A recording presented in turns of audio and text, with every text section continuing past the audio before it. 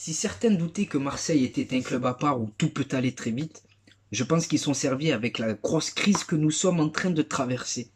Bonjour à vous supporters marseillais, supportrices marseillaises, j'espère que vous allez bien. On se retrouve aujourd'hui pour une nouvelle vidéo, la troisième en 2 jours. Et c'est normal, c'est l'actualité qui veut ça, avec la tempête, avec le cataclysme, avec le marasme que nous sommes en train de vivre. Donc le sommaire, c'est la crise, et on va également parler ballon les gars. Parce qu'il ne faut pas oublier que malgré tout, demain, il y a match avec notre entrée en lice en Ligue Europa face à l'Ajax d'Amsterdam. Donc on aura besoin de joueurs remobilisés, de supporters remobilisés derrière leur équipe, et on aura besoin d'un club, avec ceux qui restent, parce qu'il ne reste plus personne, unis pour notre club, l'Olympique de Marseille.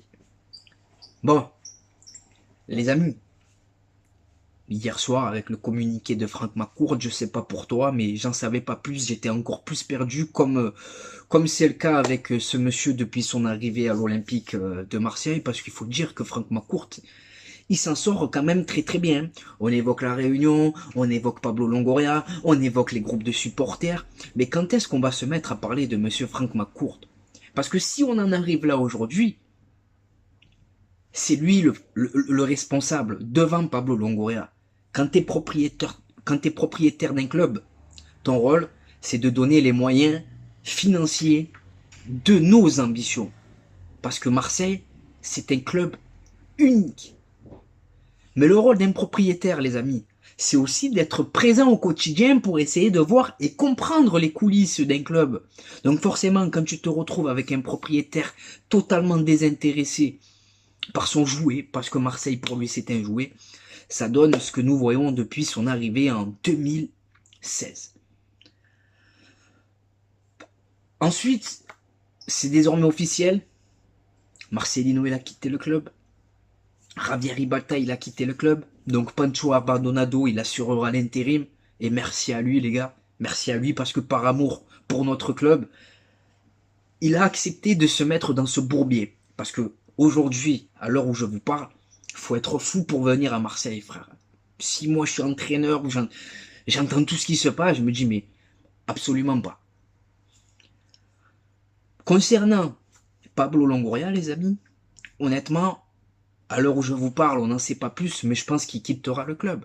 Parce qu'il y a eu une grosse cassure. Pablo Longoria, c'est un mec qui marche à l'affect, c'est un mec qui se donne à 4000%. Et se savoir menacé comme ça, je pense pas qu'il acceptera. Donc par solidarité pour Marcelino et Javier Ribalta, il quittera lui aussi le club. Alors oui, il quitte le club. Il y en a qui vont être contents. Mais les gars, on va se retrouver avec Franck McCourt, son entourage à la tête du club. Est-ce que ça vous rassure, vous? Je sais pas pour vous, mais moi non. J'ai l'impression qu'on est reparti, les amis, pour des années où ça va être le chaos à Marseille. Ensuite, pour défendre les différents groupes de supporters, parce que j'ai une exclue, les amis, concernant ce qui a pu se dire lors de cette réunion, ce que reprochent les South Winners notamment et les autres groupes de supporters à Pablo Longoria. Moi, j'aimerais les défendre. Alors c'est sûr que sur la manière de faire, ils ont débordé. Mais par contre, quand j'entends, désolé les amis, quand j'entends sur RMC, quand j'entends que sur l'équipe 21, que Marseille, ses supporters et ses groupes de supporters, c'est la magouille et les coups de pression, je suis pas d'accord avec ça. Avant d'être supporters, nos groupes de supporters, ce sont des associations. Par exemple, pendant le Covid, distribution de repas pour les plus démunis. Distribution tout le temps aussi. Ils essayent de venir en aide aux étudiants qui n'ont pas forcément les moyens de manger à leur faim. Ils essayent de venir en aide aux familles les plus démunies qui n'ont pas forcément les moyens d'habiller leurs enfants, qui n'ont pas forcément les moyens d'amener leurs enfants au vélodrome, donc ils leur offrent des places, des habits. Donc non, les groupes de supporters, c'est pas que de la magouille et des coups de pression. Je pense que si on enquête réellement sur les deux parties, c'est-à-dire côté supporter, côté Longoria, on va trouver de quoi dire. Voilà les amis. Ensuite, pour l'information qui concerne cette réunion avec Ribalta, Pablo Longoria et les différents groupes de supporters. Autant je comprenais pas pourquoi ils voulaient le départ de Pablo Longoria. Mais après avoir eu retour d'une personne qui côtoie des gens très très très très bien placés en South Winners, le mec dont je vous parle, c'est pas un clown les gars. Il est au virage chaque week-end, il est au stade pour supporter l'OM. Et je suis pas là pour m'inventer de vie d'ailleurs, hein. J'ai pas que ça à faire. Ce que reprochent les groupes de supporters à Pablo Longoria, ça va au-delà du sportif les gars. Ça va au-delà du sportif, on est dans un cadre judiciaire. Parce qu'il lui reproche deux choses. Pour la première, c'est de l'extra-sportif. Et pour la deuxième, ça concerne le centre de formation. Et on va commencer par le judiciaire. Et on va employer le conditionnel. Hein. Alors apparemment, Marc Otero, il aurait commis des attouchements sur deux jeunes joueurs du centre de formation. Si c'est le cas, les gars, Javier Ribalta, Pablo Longoria, toutes les personnes au courant de cette histoire et qui ont protégé Otero doivent démissionner et doivent quitter le club parce qu'il y a une défaillance. C'est pas les valeurs que je prône, c'est pas les valeurs que prône mon club, cacher des attouchements sur un enfant. Le rôle d'un centre de formation, c'est de protéger nos enfants et d'éduquer sportivement à travers le football. Donc de ce côté-là, les amis, il n'y a strictement rien à dire. On protège les enfants. Ça me semble cohérent. Hein. Tout le monde dit que Molina c'est un génie pour le travail qu'il fait. Alors c'est pas parce que ça concerne Pablo Longoria qu'on doit fermer les yeux. On doit être fidèle à notre ligne de conduite et on doit être fidèle, rester fidèle aux valeurs auxquelles on croit. Ensuite, la deuxième chose qui est reprochée à Pablo Longoria, les amis, c'est le centre de formation. Et en gros, de ce que j'ai compris, c'est une histoire de commission et je vais m'expliquer. En gros, Pablo Longoria, pour toucher sa commission, il va blacklister les talents marseillais, il va blacklister les jeunes de la région, les jeunes minots, il va les blacklister aux dépens de jeunes internationaux qu'on va faire venir d'ailleurs, parce qu'apparemment, il mangerait une plus grosse commission dans ce genre de dossier. On n'a pas tous les tenants et tous les aboutissants, les amis, donc il faut prendre des pincettes. Mais si c'est le cas, je trouve aussi que c'est grave. Parce que quand tu es Marseillais, tu dois avoir ta chance. Tout le monde doit avoir sa chance. Mais encore plus quand tu es Marseillais. Tout le monde doit être sur le même pied d'égalité. Un joueur, il doit être recruté pour différents critères. Son potentiel, sa mentalité. Est-ce qu'il a le niveau pour Marseille? Pas parce qu'il est agent, international U17 que tu vas manger une pièce dessus. Non. Donc maintenant, pour moi, le but, les amis, pour parler du match de demain, le but avec Pancho Abardonado pour demain, pour tous les rencontres qui arrivent, en fait, ça va être de limiter la casse. On va pas se mentir, les gars. Le but, c'est de pas se manger une rouste face à Paris, face à l'Ajax, même si c'est pas trop ça pour eux également. Hein. Monaco, Brighton, dont je me méfie énormément. Le but, c'est de limiter la casse. Là, tu vas devoir trouver un entraîneur, en fait, qui va devoir s'adapter à son effectif. Mais qui voudra venir? Voilà. Donc pour demain, les amis, face à l'Ajax d'Amsterdam, j'opterai malgré tout pour un 4-3-3. Voilà, avec un 4-3-3 avec Paul Lopez dans les cages. Chancel Mbemba et Samuel Gigot, s'il est disponible pour cette rencontre dans l'axe de la défense. Au niveau des latéraux, Emran Soglu, parce que Renan Lodi, on a pu voir que physiquement il était cramé après avoir enchaîné avec le Brésil. Donc Emran Soglu, ça lui permettrait aussi de poursuivre sa progression et d'avoir du temps de jeu dans une compétition européenne. Et à droite, les amis, écoutez, à droite, on va Amir Murillo. Voilà, si lui aussi il est disponible et prêt physiquement. Pour le milieu de terrain, les amis, alors j'ai décidé de choisir Kondogbia en tant que sentinelle, avec deux joueurs devant lui. Bon, j'arrive pas à schématiser, mais ne m'en voulez pas. Donc Kondogbia, pourquoi? Parce que c'est un vrai numéro 6. Il nous apporterait de l'impact. Techniquement, c'est propre aussi quand il est dans un bon soir. Donc Kondogbia, et pour accompagner Kondogbia, Jordan Verretou, plutôt que Rongier, parce que Rongier, voilà, son match de Toulouse, je l'ai encore là. Et Rongier, depuis le début de la saison, il a quand même parlé énormément. Et force est de constater que jusqu'à présent, comme l'ensemble de l'équipe en fait, hein, c'est pas que Rongier, mais Rongier, voilà, sur le banc pour cette rencontre, Verretou et Azdin Ounahi.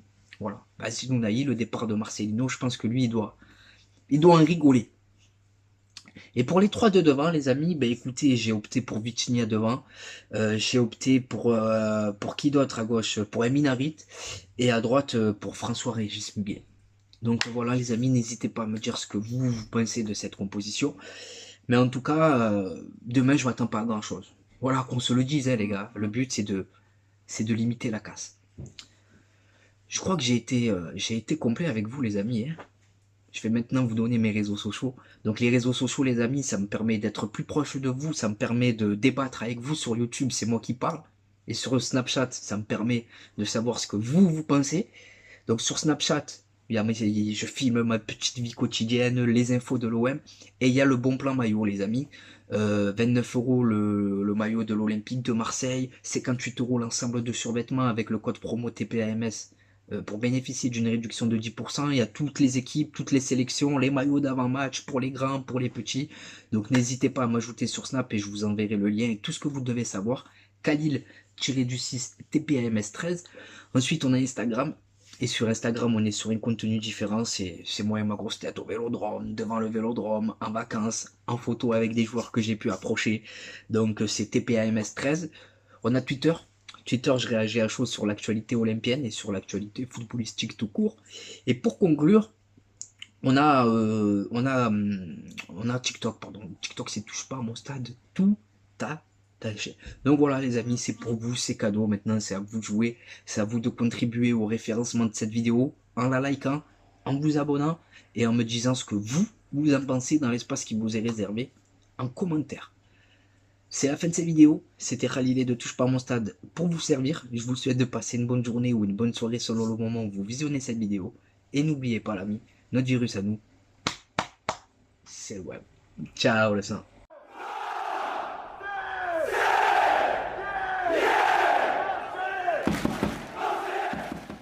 Les amis, on est avec une légende olympienne, Jean-Charles de Bono.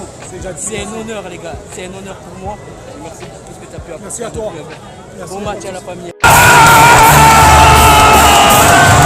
Et bonjour à vous supporters marseillais, supportrices marseillaises, j'espère que vous allez bien. On se retrouve aujourd'hui pour une nouvelle vidéo et pas n'importe quelle vidéo. 24 heures dans la peau d'un supporter marseillais et comme vous pouvez le voir, aujourd'hui le cadre il est tout simplement magnifique. Bien accompagné en attendant le match explosif qui nous attend de ce soir, Olympique de Marseille, Bayer Leverkusen. Donc au programme les amis, là on se rafraîchit, on s'hydrate bien entendu. Et juste après, direction le Vélodrome pour vous faire vivre l'ambiance exceptionnelle qui nous attend ce soir. Devant le stade Vélodrome, il y a une marée les gars, il y a une marée, c'est impressionnant. Le retour de l'Olympique de Marseille, Adel, t'en penses quoi? Allez l'OM les gars, tout simplement. La légende olympienne les amis, monsieur Charles de Bono. Et regardez les amis comme il est accueillant, fait la photo avec tout le monde. Hein. C'est normal. Un mot pour le mercato. Le mercato, pour l'instant, il est extraordinaire. On peut faire confiance aux dirigeants. Oui. Ce qu'il y a de certain, c'est qu'il y a d'autres joueurs qui vont arriver. Oh, merci, merci. Et encore merci pour tout ce que tu as pu faire pour l'Olympique de Marseille. C'est normal. Exceptionnel les gars. Incroyable. La légende Jean-Charles de Bono avec une grosse info mercato. Et là, il n'y a rien frère. Info mercato carrément, tu Il a annoncé 2 grosses arrivées encore les gars, vous l'avez entendu. Les amis, c'est là que tout se passe. C'est là que tout se passe les amis. Le Vélodrome. De retour à la maison les gars.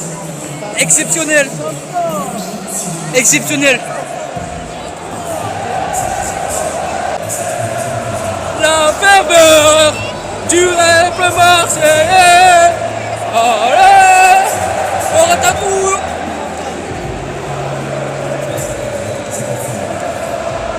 On est posé les amis, on attend patiemment que le match démarre, comme vous pouvez le voir. C'est magnifique les amis. Magnifique. Il y a les photos. Pronostic Malik. Toujours 2-2, mais confiant pour la victoire. Mahmoud, pronostic. Toujours 1-1, change pas, match nul. Adal, pronostic. Exceptionnel les gars. Voilà, Imran Soglou. Ounaï.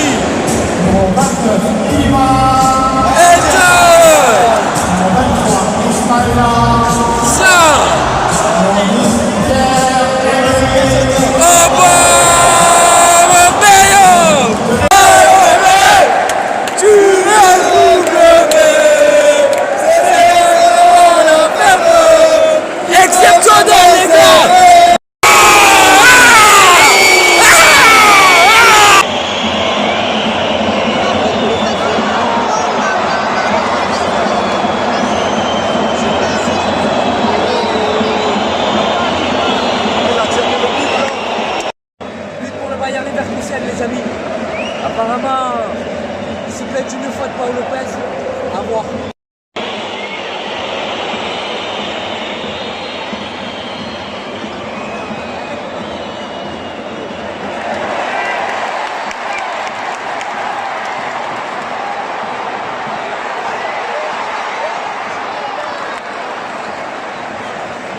Ah, c'est la mi-temps les gars, pour l'instant on n'y arrive pas, Paul Lopez il te ménique hein.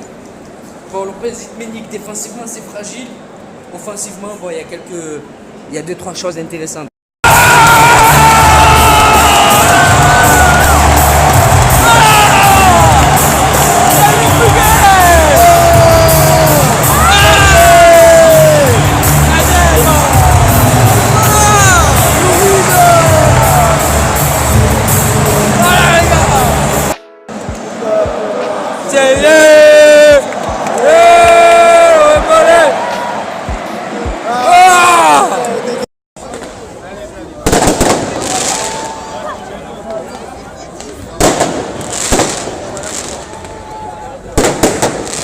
Sur l'âge des joueurs. Mahmoud, Manu. Malik, t'as hâte d'être à ce soir ou pas? Je pense à